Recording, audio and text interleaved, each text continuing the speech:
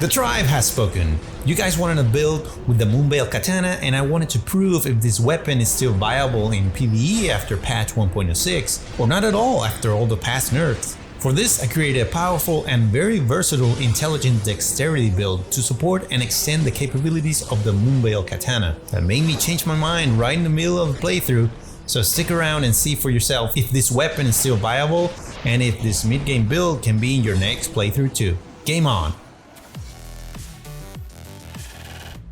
I want to do a shout out to BenQ for sending me this ScreenBar Halo monitor lamp for me to try and do an honest review. And after testing it for a whole week, I gotta say that where has this lamp been all my life? I usually work on my videos late at night, you know, playing video games, taking notes, recording and editing. And I've tried turning a room light or a regular lamp and it's too bright and I can't play because of the glare, or just use the monitor's light to take notes, but it's too dark.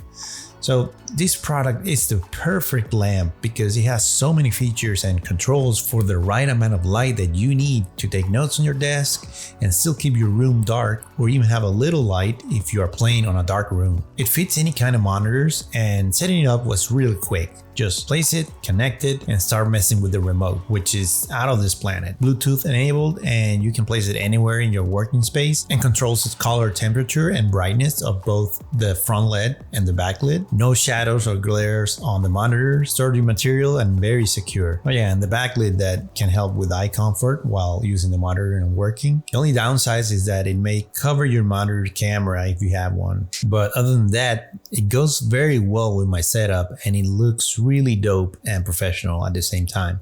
I'm really impressed with this Halo monitor lamp, and we'll use it every day when I work at night editing. Guys, if you want to check it out, I left the link down in the description below. And now let's go back to the video. So by now you should know about the Moonveil Katana, right? The intelligence dexterity based OP katana when Elden Ring came out, with a 2-in-1 weapon art called Transient Moonlight that does a spread slash and an overhead slash hit with great reach, physical, magic, and poise damage. Hated and loved by some because of the powerful skill spam like Rivers of Blood. But after past patches, it got nerfed and wasn't as effective as before. But is it still viable in PvE after patch 1.06? So I decided to do a full playthrough and test it with an intelligent dexterity build with frostbite buildup. All my builds are NG6, and my first boss encounter wasn't a walk in the park. Like opposite of OP weapons that in like less than 5 hits you can kill the first boss with ease, and honestly I didn't want to play a build that you'd only skill spam.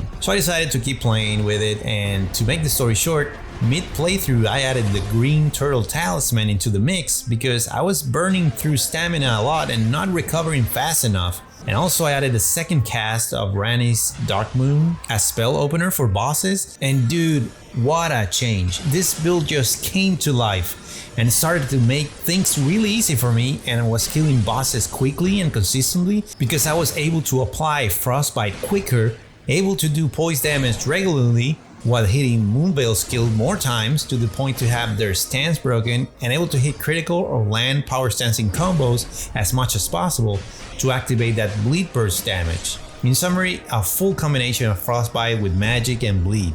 Now you can play this build in 2 ways. Number 1, melee only. Pairing Moonveil with another great katana with cool affinity, so you can take advantage of our stancing combos, applying Bloodlust and frostbite buildup, and combine it with the weapon art called Transient Moonlight, that while doing a really cool slow stance holding the blade and looking at the enemy like some samurai duel, you can follow up with a normal or a strong attack.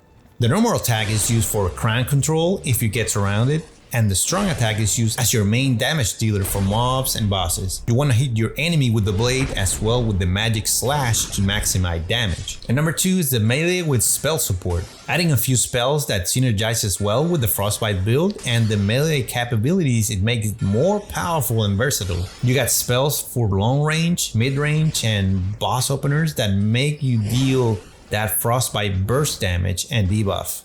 Against the majority of mobs, using only melee with the strong attack of Transient Moonlight will do, but against bosses or challenging fights, you need to mix it up with spells. What I like to do first is apply the Glintblade Phalanx skill on my offhand katana for added poise damage, Golden Vow as a war for a free buff if you have it, and then the Physick Flask to deal even more magic damage with the Moonveil Katana and eliminate FP consumption while casting Ranni's Dark Moon twice for free to do more damage at a distance and a chance to apply Frostbite early in the fight. And when the enemy gets closer, you start with the melee combat using the Moonveil skill for that sweet magic damage and power sensing combos to get that Frostbite if you haven't already, and also bleed damage as well. And if you break the enemy stance, I prefer doing more power sensing combos that are critical. So now you know the build can kick some serious butt. Now let's see what armaments you need. The main hand is the Moonveil Katana with physical and magic damage with, let's say, kinda low attribute requirements, and with the max scale weapon scales E with strength, B with dexterity and intellect, and has 50 blood loss buildup. If you need to get one, it's dropped by the Magma Worm boss located in Gale Tunnel in Caelid. In the offhand, a Nuchi Katana with cold affinity with the Gleam Blade Phalanx Ash of War, helping with the poise damage. At max level, scales C with the strength and B with dexterity and C with intelligence, doing 105 frost buildup and 38 blood loss buildup. It's found in a corpse in Death Touch Catacombs in Limgrave. Next is the dagger to apply Golden Vow Ash of War if you need it, and the staff for the supporting spell is the Carrion Regal Scepter. It boosts full moon sorceries, specifically Ranni's Dark Moon, can be obtained when unlocking the Remembrance of the Full Moon Queen by giving it to Enya at Round Table Hold after you defeat Renala at Raya Lucaria's Academy in Liurna of the Lakes. The armor I'm using is based on the Black Knife set comprised of hood, chest piece, glove, and greaves. But in order to have more poise, I only changed the gloves to the Fire Prelate Gauntlet to still be fashionable, but you can exchange the greaves too with the better one to have more armor and poise overall. The Black Knife chest piece reduces the sound of footsteps so you can sneak up to enemies to do critical or one-shot them with the Moonveil skill, or just running across areas filled with enemies without being detected.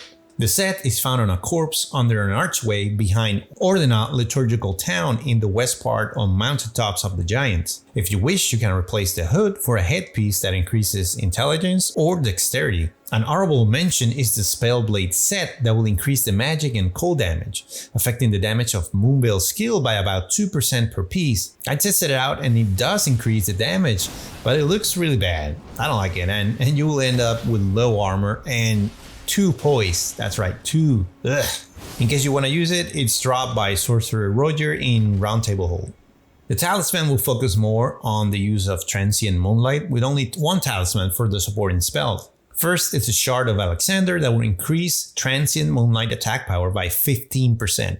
Next is the Carrion Filigree Crest that will reduce the FP cost of Transient Moonlight by 25%, lowering the light and strong attack from 15 and 20 FP cost to 12 and 15. Next is the Green Turtle Talisman that will increase stamina recovery by 8 per second. After adding this talisman to the build, it changed completely. You won't have trouble running out of stamina while using constantly the Moonveil skill, making your life easier when fighting bosses. And finally, the Graven Mass Talisman that will increase the potency of sorceries by 8%. This is the only late game talisman for spell support, but you can replace it with the Magic Scorpion Charm or the Graven Skull Talisman if you are mid game. For the Physick Flash, you're going to need first the Magic Shrouding Crack Tier that will increase magic attack by 20%, especially the Moonveil skill attack and the support spell, and it lasts 3 minutes. It's a very important part of this build to increase the Moonveil's attack power. Second is the Cerulean Hidden Tier that for 15 seconds, you will not consume FP points when doing spells or skills that use FP. Again, super important to use when we do Ranni's Dark Moon twice against bosses. Both tiers are found mid-game, so you need to get them as fast as you can. With the spells, you can have more flexibility since you have high intelligence on your build, so you can use whatever sorcery you like. But the most important one for this build will be the Ranni's Dark Moon that you will use as an opener against bosses, and the rest will give you the versatility that you need for every fight situation. If you need long distance spells, you can use the Night Comet that you can charge for more damage. Hadula's Moonblade if you need a big arc spell for crowd control. The rest is up to you. You can add from other long to mid-range spells to even heavy hitters like Stars of Ruin or Comet Azure. The primary attributes of this build are Intelligence and Dexterity. Both are important because Moonveil scales B with them, but in order to have more magical damage with the Moonveil skill, Transient Moonlight, you need to have a high intelligence. But don't forget that you always need Vigor, and with this build in particular, some points in mind to cast the supporting spell and use the Moonveil skill constantly, and Endurance as well for those power stancing combos. The character I'm using is a Rebirth Vagabond, so a few of the attributes that I'm not using might differ from you if you're using a different class. If you are creating this build from the beginning, you can start selecting a Prisoner or Astrologer. I'll start from mid to late game because you can start using Moonveil mid game, but you won't have access to some of the heavy hitter spells like Ranni's Dark Moon and the Carrion Regal Scepter. So as a staff replacement, you can use Carrion Glintstone staff that you can find in Luna of the Lake. So for a level 100 character, you want your points around this value: Vigor at 40, Mind at 19, Endurance at 20, Strength at 14, don't put points here ever, Dexterity at 30, Intelligence at 40, Faith at 9, no points here ever, Arcane at 7, no points here ever. For a level 150, you will have access to Carrion Regal Scepter and everything else on this build. So you will have Vigor at 45, Mind at 20, Endurance at 26, Strength at 14, Dexterity at 40, Intelligence at 68 at least to meet the requirements of Ranni's Dark Moon, Faith at 9 and Arcane at 7. For a level 200 character like mine, you want to have the points spread like this: Vigor at 60, Mind at 24, Endurance at 30, Strength at 14, Dexterity at 55, Intelligence at 80, Faith at 9, and Arcane at 7. After making the mid playthrough changes to improve boss fight by increasing the stamina recovery to use more of the Moonveil skill, and casting a second time the spell opener Ranni's Dark Moon to proc Frostbite quicker, it made the weapon and the build shine, despite the past nerfs. And after finishing the playthrough with it, I'm convinced that this build is powerful, versatile, and viable after patch 1.06 for you to start using it even in mid-game, when you can get all the armaments and the spells with a few exceptions and replacement, but it will shine after you get to late game. And the good part is that it isn't a build that you will skill spam all the time. It has power sensing combos with katanas that are very good and spells that can fit into any fighting situation against mob and bosses. So don't sleep on this build and the Moonveil, because it turned out really fun and powerful with the right setup, and it can be for you and your playthrough as well. Guys, if you enjoyed this video and I got you interested to play with the Moonveil, please hit the like button and subscribe if you don't want to miss any of my videos. Thank you guys for all your support.